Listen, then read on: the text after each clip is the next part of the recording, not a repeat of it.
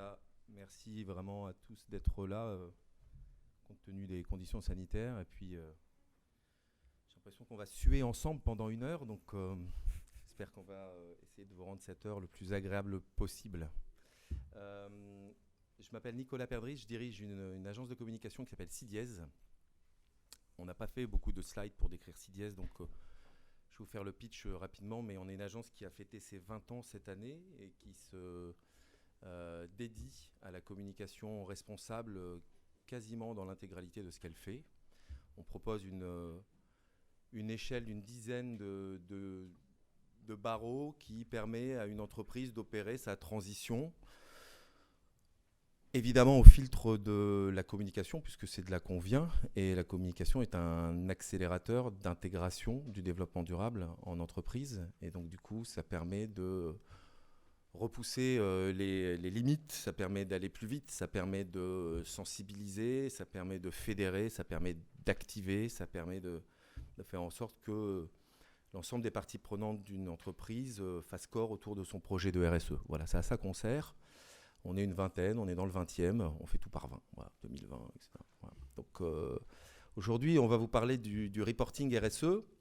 Une de nos sensibilités, une de nos particularités chez CDS, c'est que contrairement aux agences de communication, on a appris très tôt à coopérer, on a appris très tôt à co-construire, on a appris très tôt à faire contribuer les parties prenantes de nos clients dans la majorité des projets qu'on fait pour eux.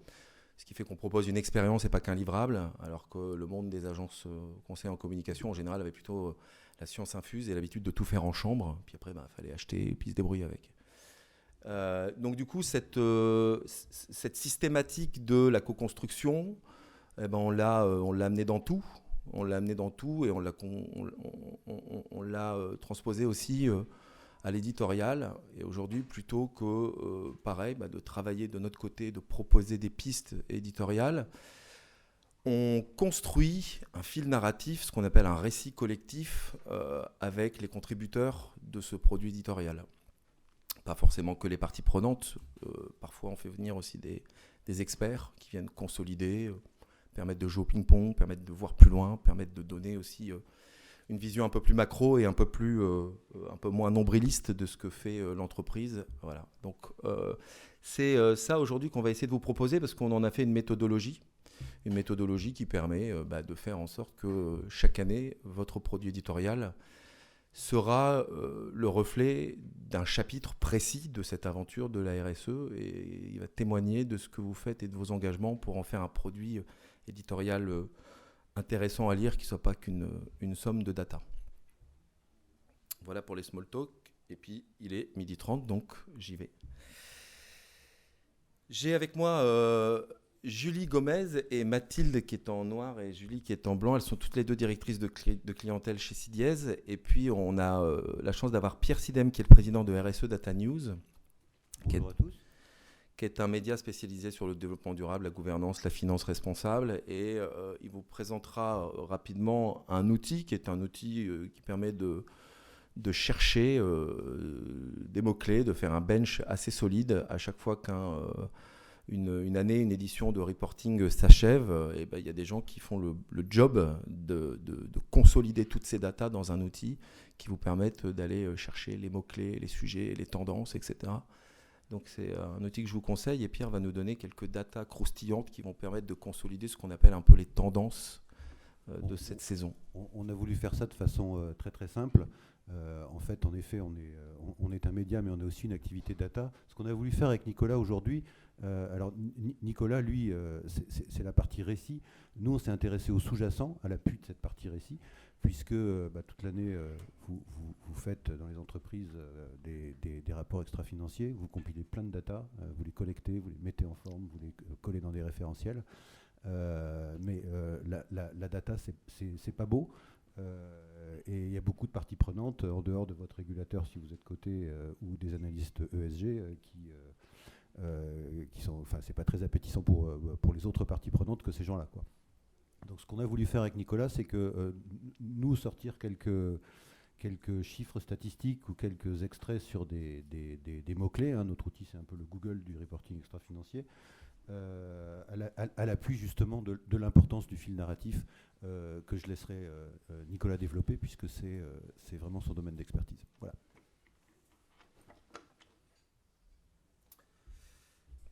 Ok, alors d'abord un petit point de contexte. C'est pas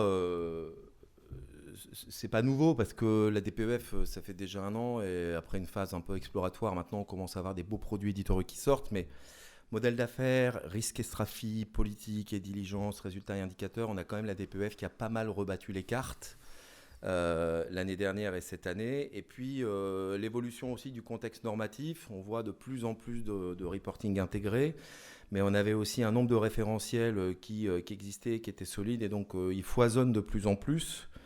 Et résultat, le nombre de rapports explose. Alors moi j'entends souvent qu'est-ce que je dois faire cette année, parce que du coup si j'ai ma COP, j'ai mon rapport annuel, qu'est-ce que je dois faire. Donc c'est vrai que la profusion amène souvent aujourd'hui à une forme de confusion. Et puis je ne sais pas qui publie un rapport ici parmi vous. Levez la main. Voilà, donc j'imagine que vous savez le temps que ça prend, extrêmement chronophage, énergivore, et plus on s'en rajoute et plus ça devient compliqué, on va finir par passer le temps à faire que du reporting et à délaisser sa stratégie et sa feuille de route. Et pourtant, quand on vient à passer tout ce temps, on se rend compte que quand même, malgré tout, la communication sur les sujets de RSE a tendance à sous-performer. On a 12% seulement des salariés qui disent savoir précisément ce qu'est la RSE. Donc ça, c'était l'année dernière, on espère être au moins 15 cette année. 59% des salariés qui estiment ne pas être suffisamment informés de la politique RSE. On a 35% des salariés qui voudraient avoir des sessions de sensibilisation aux enjeux du développement durable. Et pourtant, ces mêmes salariés, à hauteur seulement de 18%, considèrent que le reporting RSE est un outil de communication efficace. Et du coup, on a encore une vision assez cosmétique de la RSE pour 55% des personnes interrogées sur ce sondage. C'est le premier critère qui tombe, c'est continuer à améliorer son image. C'est vrai que le principe de transition et de transformation n'est pas celui qui revient le plus. Alors qu'on sait que les Français, la société civile en général, ont des attentes toujours plus en plus fortes sur ces sujets et confient aux entreprises le soin de s'engager suffisamment pour transformer la société après s'être transformée elle-même. Et puis en réalité, la RSE, quand on bosse dedans, on voit très bien que ça va dans le bon sens. C'est-à-dire que nous, ça fait 20 ans qu'on bosse et depuis la mécénat et la philanthropie, on a vu les premières chapes de pression réglementaire dans les années 2000, on a vu les premiers discours d'engagement sincères, volontaristes ou pas, dans les années 2010. Et puis là, maintenant, on voit bien que le business est de plus en plus soluble dans la démarche RSE et réciproquement. Et puis, par ailleurs, on a aussi les purposes qui fleurissent de droite et de gauche. Et on a en France une particularité avec la loi Pacte, c'est qu'on a déjà beaucoup d'entreprises, presque une vingtaine déjà, là, qui, depuis la signature des décrets, ont acquis la qualité de société à mission, dont CIDIES. Et donc, du coup, la question, c'est à l'heure où un certain nombre d'organisations formalisent leur mission et que les parties prenantes exigent de plus en plus que les entreprises agissent et s'engagent, du coup, on a ce rôle qui est devenu extrêmement fondamental. Et il est devenu de plus en plus fondamental de savoir raconter sa RSE, de savoir promouvoir sa démarche, parce que ça en fait vraiment un bel outil de marque employeur, de notoriété, certes, mais aussi ça permet d'envoyer tout le corps social de l'entreprise au feu pour accélérer cette transition. Donc du coup, nous, notre mission, c'est de créer un peu le ciment émotionnel qui va permettre de raconter une stratégie RSE souvent assez technicienne, rationnelle, pas toujours marrante. C'est là qu'intervient le récit collectif et qu'il prend toute son importance. Moi, j'aime bien cette phrase de Jérémy Rifkin, qui est un essayiste et un prospectiviste, qui dit « Nous, humains, vivons aussi de récits ». Et c'est de ça qu'on est parti quand on est rentré dans cette voie du récit collectif. On le retrouve quand on lit Sapiens, si certains d'entre vous l'ont lu.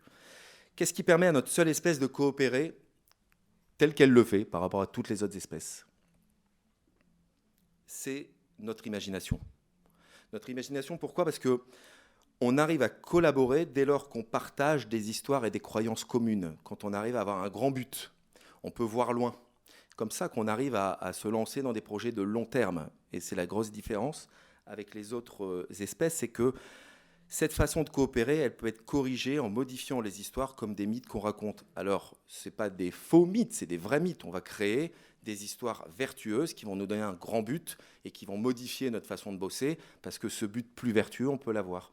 Dans l'édition, dans les produits éditoriaux qu'on fabrique, on est de plus en plus passé d'une étape d'un reporting qui témoignait de ce qu'on avait fait vers un reporting beaucoup plus prospectiviste qui va montrer à quel point l'entreprise est contributive d'un meilleur avenir.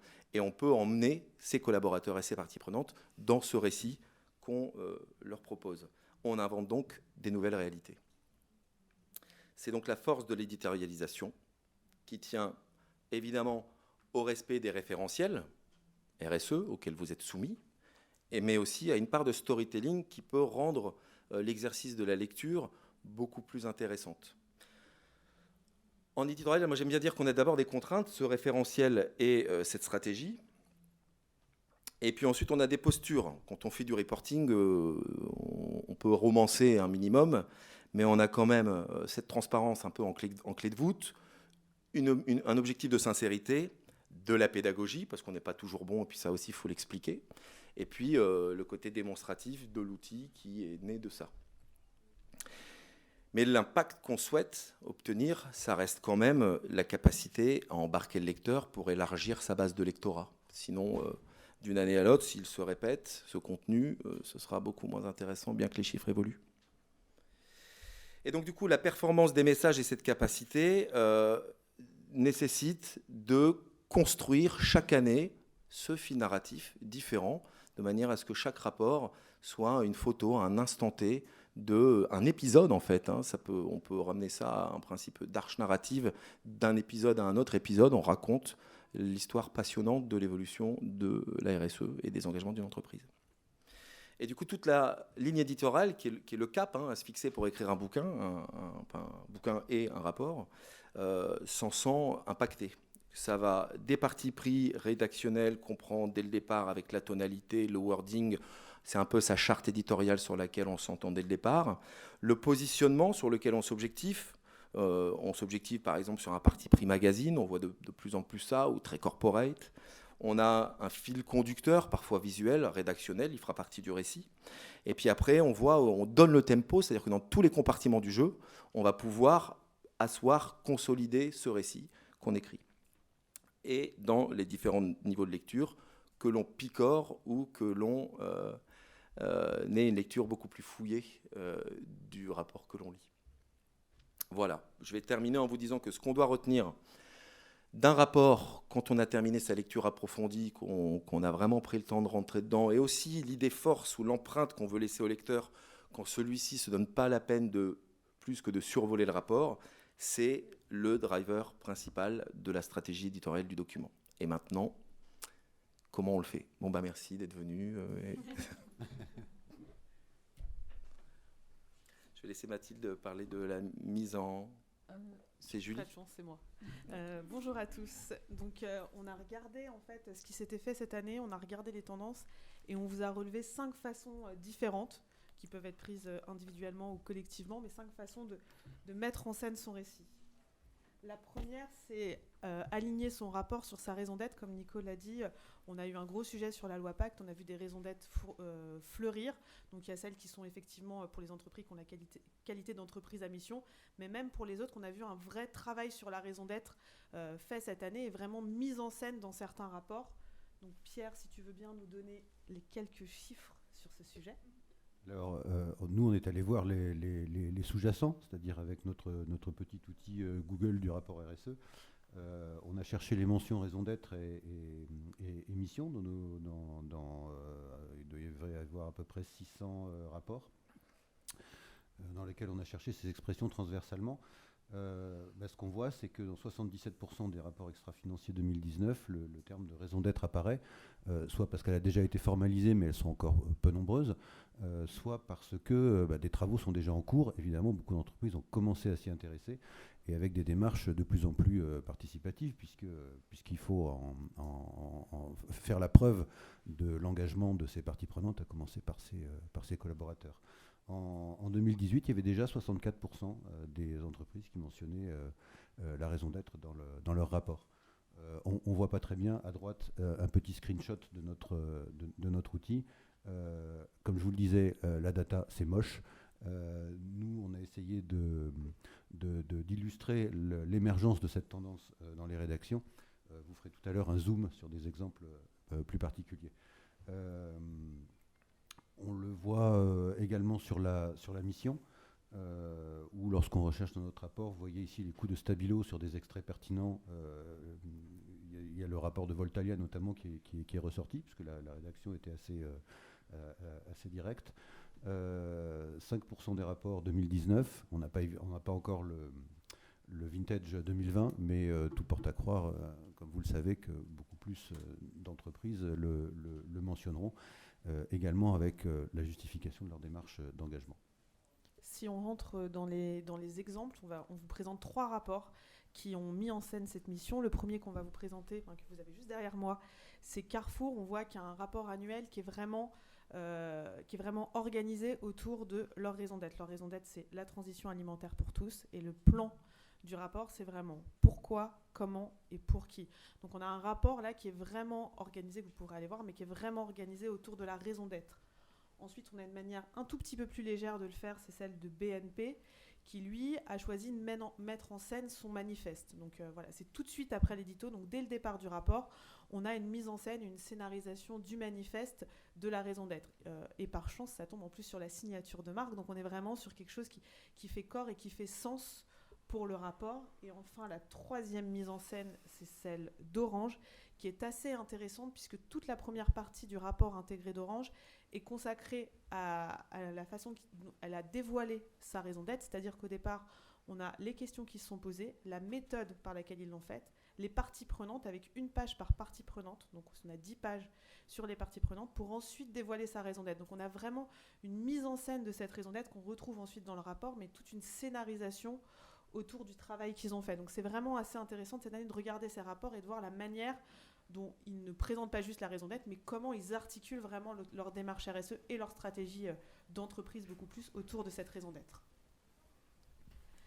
La deuxième chose qui est assez intéressante, on voit de plus en plus des entreprises qui mettent en scène les tendances. Elles cherchent par là à montrer qu'elles ont vraiment des stratégies et des démarches RSE qui répondent aux attentes de la société, qu'ils soient bien environnementales, sociétales ou sociales. Donc pour vraiment le prouver, on a une vraie mise en scène des tendances qui a été faite cette année dans certains rapports. Voilà, et c'est pas un hasard, parce que quand on recherche ces macro-trends dans les rapports transversalement, ce qu'on voit, c'est que finalement, ils sont très liés à plusieurs choses. La première, c'est qu'avec la DPEF, il faut donner des détails sur son business model, et si possible, le projeter sur l'avenir.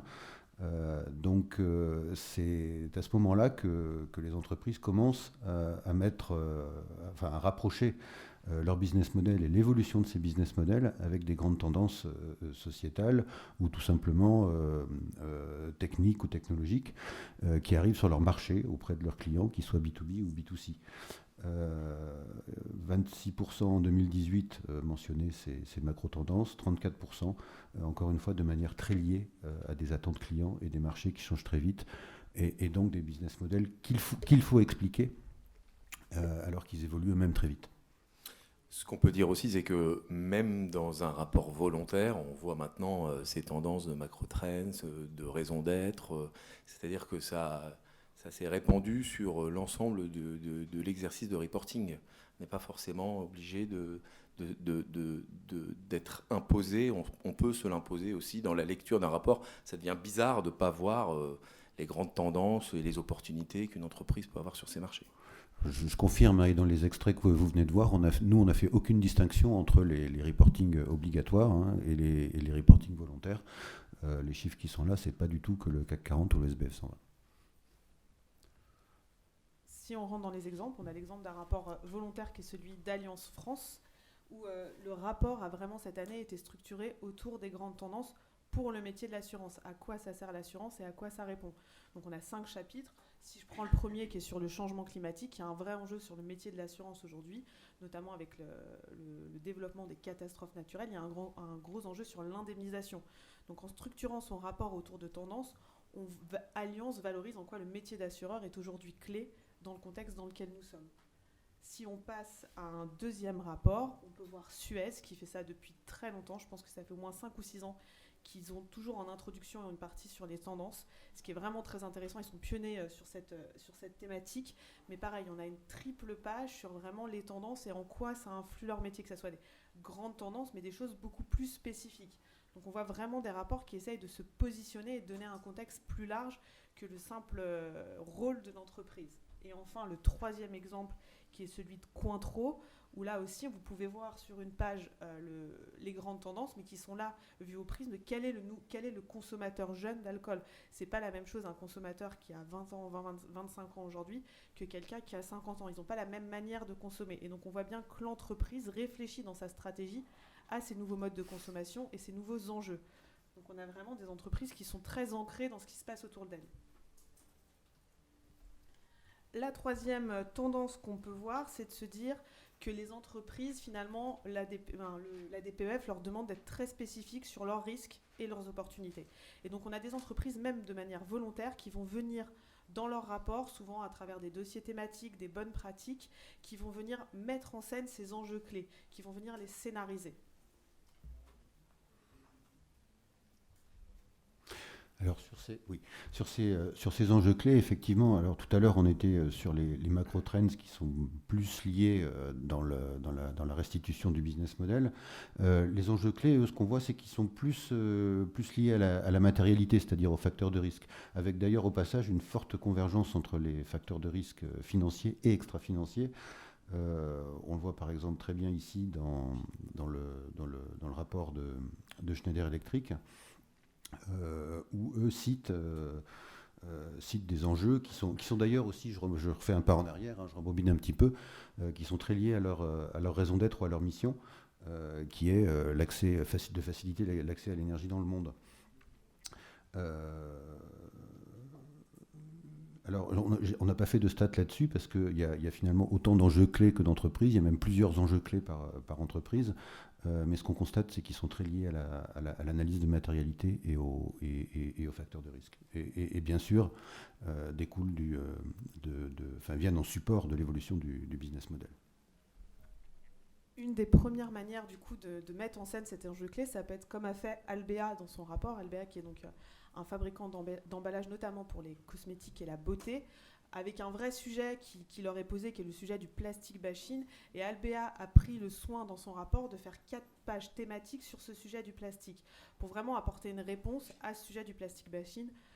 Oui, il faut essayer de trouver de nouveaux emballages, mais en même temps, il y a un vrai sujet de se dire que le plastique, par moment, peut être une position qui est défendable. Donc, à travers un dossier de 4 pages, on a une entreprise qui assume sa vision. Donc, ça peut être vraiment une manière, ce dossier thématique, de traiter un sujet en le mettant en valeur et en le traitant aussi graphiquement de manière différente dans le rapport. Si vous allez voir le rapport, vous verrez qu'il est traité de manière graphique assez différente pour le distinguer.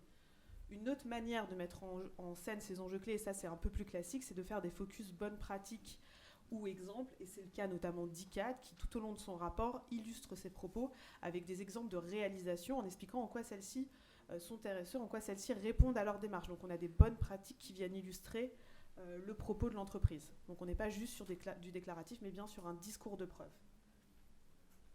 La quatrième tendance, c'est assez classique, mais on a un travail sur les parties prenantes. Ce qui est assez intéressant cette année dans la manière dont l'entreprise se raconte, dans la manière dont elle va créer un fil narratif, c'est qu'on a un vrai travail qui a été fait sur les attentes et les enjeux par partie prenante. Pendant longtemps, on avait le petit schéma du dialogue partie prenante pour dire qu'on l'avait fait et qu'on répondait aux enjeux. Aujourd'hui, on a des vrais travails de cartographie, donc qui ne sont pas forcément toujours très graphiques, mais en tout cas en termes de contenu, qui viennent vraiment nous dire que l'entreprise s'intéresse à ces parties prenantes, aussi bien internes qu'externes. Là, il y a deux choses frappantes que nous on a vues en regardant les sous-jacents concernant ces parties prenantes. La première, c'est que c'est un écosystème d'interlocuteurs qui est déjà très bien intégré par les entreprises, puisque l'année dernière, sur l'exercice 2018, donc publié au printemps 2019, des rapports extra-financiers, il y avait déjà plus des 3/4 des entreprises qui y faisaient référence. Et ça, c'est très bien, c'est très marqué en France, c'est marqué en Europe, bien plus que dans le monde anglo-saxon, où la notion de partie prenante est quand même un peu différente, et très dominée par ce qu'on doit à ses actionnaires. En 2019, la proportion augmente. Ce qui est frappant aussi, c'est de voir que les parties prenantes sont souvent citées dans des démarches d'engagement qui tournent autour de la mission, de l'entreprise à mission, je veux dire, où il ne suffit pas de déclarer et de plaquer une mission, mais oui, il est important, et on le voit dans les rapports, de détailler comment est-ce que les parties prenantes, à commencer par ses salariés, mais pas seulement, ont participé à l'élaboration de cette mission ou de cette raison d'être, et comment surtout elle va être animée dans le temps pour pas que le soufflet retombe. Et là, on vous montre 2 exemples. Donc, on aurait pu vous remettre Orange qui a fait, comme on vous l'a dit en introduction, ces 10 pages sur les parties prenantes. On a choisi 2 exemples, pas forcément très graphiques, mais en tout cas très intéressantes. C'est donc le Crédit Agricole qui fait une double page sur ses parties prenantes avec les enjeux, les attentes, et qui vient les corréler aux ODD derrière. Donc, on voit pareil, les ODD sont plus juste cités et mis en début de rapport, mais vraiment, ils sont corrélés aux attentes des parties prenantes. Le deuxième exemple, c'est Gessina, qui aussi, pour les 9 parties prenantes qu'elle a sélectionnées, qu'elle identifie, il y a les enjeux et la manière dont elle répond à chaque partie prenante. Donc on a vraiment une réponse qui n'est plus une réponse globale, mais bien une réponse qui est spécifique. Donc c'est assez intéressant de voir cette évolution des parties prenantes et de voir à quel point elles prennent de plus en plus de place dans les rapports.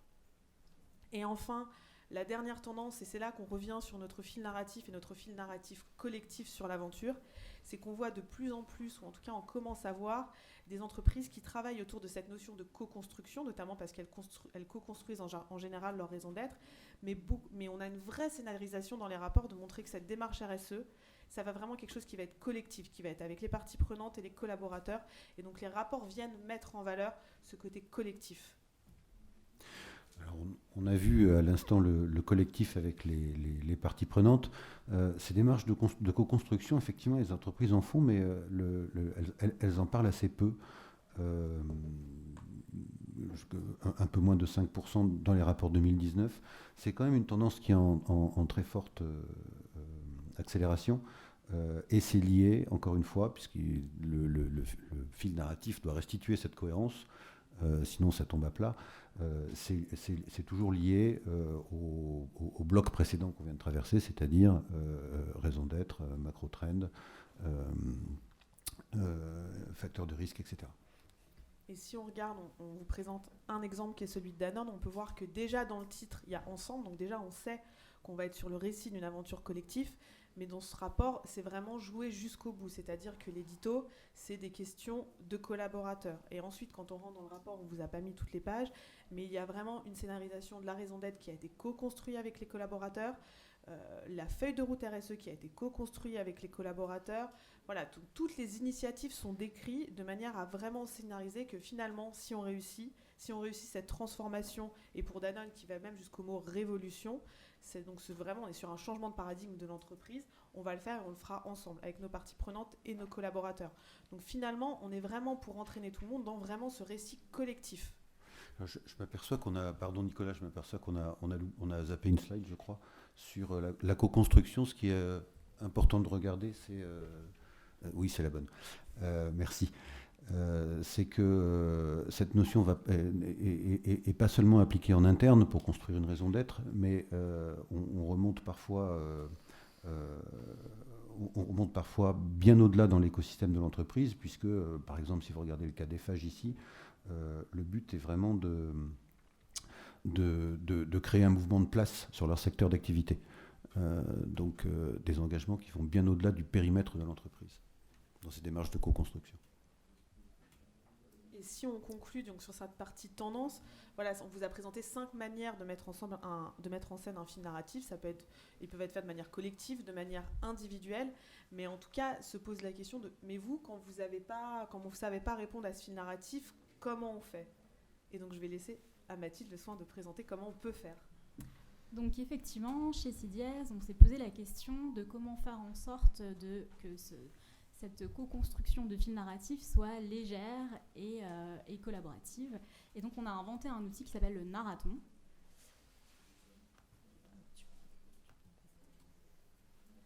Alors comment ça se passe concrètement un narraton ? Donc c'est un atelier d'une journée qu'en général on divise en 2 demi-journées pour que ce soit justement plus léger. Concrètement, on choisit en fait dans votre équipe 3 à 8 personnes qu'on réunit. On a une première session, enfin en amont de la première session, on étudie l'ensemble de votre documentation, de vos documents RSE, on étudie votre démarche RSE pour être aussi aligné que le reste de l'équipe, aussi au même niveau d'information. Et puis on organise une première session qu'on appelle une session vérité. Donc c'est une session pendant laquelle on va vous poser un certain nombre de questions et à l'aide de post-it, vous allez répondre à ces questions et ça va nous permettre de déterminer quelle est votre perception du monde dans lequel votre entreprise s'ancre et donc de définir l'enjeu clé, le ou les enjeux clés auxquels répond votre entreprise. Ensuite, nous, on va retourner en chambre et on va dégager un certain nombre de fils narratifs sur la base de la session 1 et puis on va se retrouver en session 2, la deuxième demi-journée, où là, on va vous présenter les différents fils narratifs, on va foisonner d'idées, on va converger, diverger, reconverger, définir ensemble une liste de critères de pertinence qu'on va choisir aussi au regard des objectifs de l'entreprise. Et puis, c'est ça qui va permettre de définir le fil narratif qu'on va choisir. Alors, c'est super intéressant, cette méthodologie, pour plusieurs raisons. Alors, Nicolas l'a dit tout à l'heure, d'une part, ça permet de fédérer une équipe. Ça lui permet aussi, le matériau qui ne va pas être conservé pour le fil narratif, tout ce qu'on aura mis de côté, ce sera quand même de l'information, des idées pour venir nourrir votre démarche RSE. Et puis ensuite, donc on va avoir un livrable qui est une page qui va permettre de donner la tonalité de votre rapport et puis aussi la tonalité de la manière dont vous allez présenter votre démarche dans les différents supports de communication. Alors, on a un exemple concret. On a voulu vous montrer l'exemple de Clarins. Alors, Sarah Millet devait être là aujourd'hui. Oui, malheureusement, elle a été empêchée de venir par le groupe Clarins, comme beaucoup n'ont pas pu venir pour des raisons sanitaires. On la salue. Mais bon, je suis quand même très légitime parce que j'ai participé à ce marathon. Donc, je vais vous raconter au mieux ce qui s'y est passé. Alors, le Clarins, donc, tout le monde connaît plus ou moins le groupe Clarins, entreprise de cosmétiques française haut de gamme. Après, ce que vous ne savez pas forcément, c'est que ce groupe a été fondé par vraiment un visionnaire, Jacques Courtin-Clarins, qui était déjà très sensibilisé aux questions environnementales et sociales, et qui, dès la création du groupe en 1954, avait déjà en fait initié une démarche qui ne s'appelait pas encore démarche RSE, puisque le département développement durable, lui, est assez tardif. Finalement, il a été créé en 2007, mais comme nombre de départements, ça s'est formalisé vraiment peut-être plutôt au début des années 2000. Et puis, la démarche RSE de Clarins aujourd'hui, qui s'appelle la beauté responsable, elle date de 2016 avec la publication d'un premier rapport RSE qui était un rapport full data, très très chiant à lire, pas du tout mis en forme. Voilà. Donc on s'est rencontrés, ils sont arrivés avec cet enjeu de transmettre la singularité de leur démarche à l'instant T, mais aussi l'enjeu de faire en sorte qu'on comprenne rapidement en 32 pages que cette entreprise était déjà engagée depuis un certain nombre d'années sans l'avoir formalisée. Donc on les a invités à participer à un marathon. Et alors je vais pas vous lire le pitch qui en est sorti parce que c'est une page et que vous allez tous vous endormir et qu'on n'a pas le temps, mais en tout cas la thématique de ce pitch c'était l'exploration. Pourquoi l'exploration ? Parce qu'on s'est rendu compte en échangeant avec l'équipe que Jacques Courtin-Clarins avait été très inspiré par ses différents voyages et qu'ensuite ses fils Christian et Olivier ont pris le relais et que l'ensemble des décisions RSE prises par le groupe étaient vraiment empreintes de ces rencontres. On a parlé de boussole humaine, on a parlé... très vite, on s'est rendu compte qu'il y avait vraiment l'univers du voyage et une logique de test and learn, puisque tout ce qui a été mis en place un peu à tâtons et finalement, si ça fonctionne, super, on le garde. Si ça fonctionne pas, tant pis, on a essayé. Il y a vraiment cette logique d'aventure. Donc on s'est dit, il faut qu'on retrouve, c'est ça notre fil narratif, ça se rapproche un peu d'une raison d'être, c'est pas encore une raison d'être parce qu'ils n'en sont pas à ce niveau de maturité, mais c'est hyper intéressant, racontons ça dans le rapport.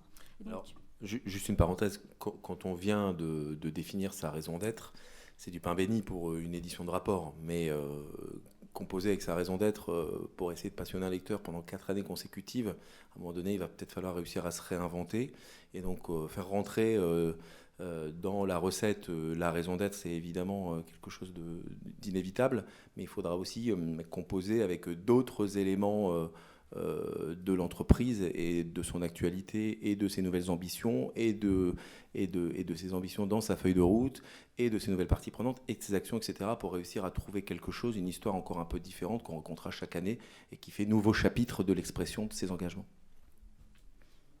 Exactement. Alors on l'a dit tout à l'heure, ce pitch, on s'en est servi non seulement dans le fond pour définir le ton, les éléments de langage, ça donne une tonalité au rapport, et on s'en est aussi servi pour définir la forme.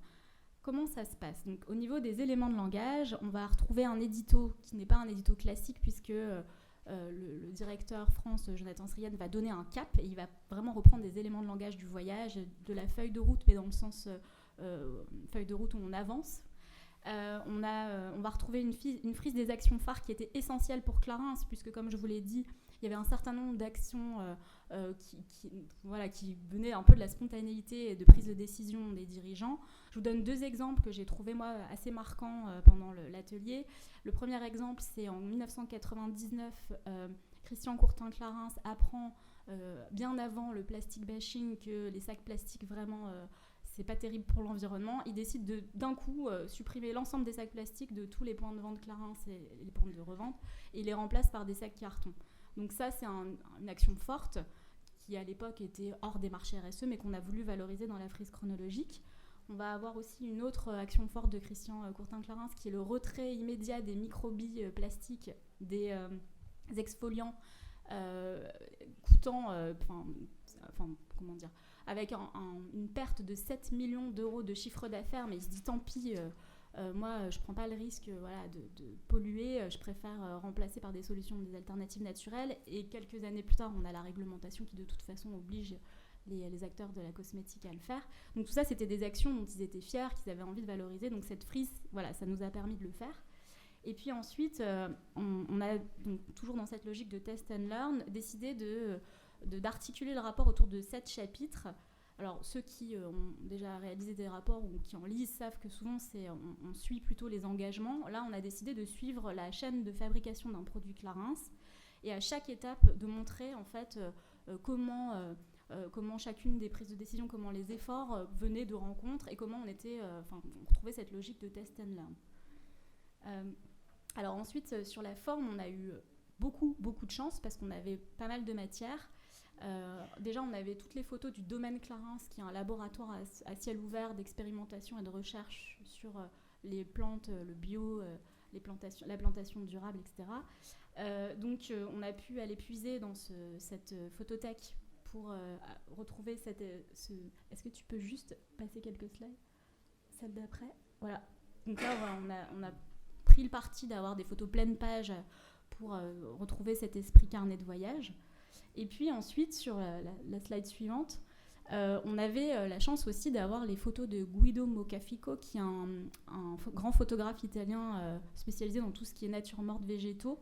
Et Clarins a été un des premiers groupes à associer le principe actif, le végétal du principe actif à son pack. Et donc on a repris en fait ces différents végétaux et on les retrouve à chaque chapitre au fil du rapport. Et vous voyez aussi là donc toujours cette idée de feuille de route, de donner une bonne visibilité sur où on en est à l'instant T, les résultats de l'année précédente et les objectifs pour l'année à venir. Ensuite, nous, avec notre studio graphique, on a réfléchi à comment venir nourrir davantage encore la direction artistique de ce rapport pour en faire encore davantage une espèce de carnet de voyage. Et donc, on est allé, on a produit des illustrations, une carte, on a produit une boussole, enfin voilà, des éléments visuels intéressants. Donc, ce qui est aussi intéressant sur le cas Clarins, c'est que là, ce qu'on vous montre, c'était le rapport de l'an passé. Et donc, cette année, on s'est de nouveau retrouvés et on a réfléchi à faire en sorte qu'il y ait une continuité Donc ce premier rapport co-construit était en fait l'épisode, un épisode qu'on rattrape avec une espèce de previously in la démarche RSE de Clarins. Si vous regardez des séries, vous voyez de quoi je parle. Et en fait, là, à partir de maintenant, on retrouve une continuité, une photographie de la démarche à l'instant T. Voilà. Merci. Est-ce que vous avez des questions sur cette manière de créer ce récit collectif, sur cette session de narraton? Donc le narraton, je le redis, c'est faire venir un maximum de parties prenantes internes, parfois externes de l'entreprise dans une pièce et travailler sur comment l'entreprise contribue, quels sont après avoir fait une analyse de tous ces éléments d'engagement et de RSE, après avoir fait une analyse des tendances et de tout ce qui va arriver sur les marchés en termes d'opportunités ou d'attentes des parties prenantes de l'entreprise, c'est composer avec tout ça pour essayer de travailler avec l'ensemble de ces parties prenantes à faire émerger différents récits candidats pour l'exercice d'un rapport. Ensuite, on a différents modes de sélection de ces récits. C'est souvent on travaille en spider scheme qui nous permettent de faire voter en groupe de travail les différents récits qui correspondent à l'actualité de l'entreprise. Et ensuite, on travaille sur ce socle narratif pour le répandre dans l'intégralité du rapport. Est-ce que vous avez des questions sur la méthode ou sur d'autres?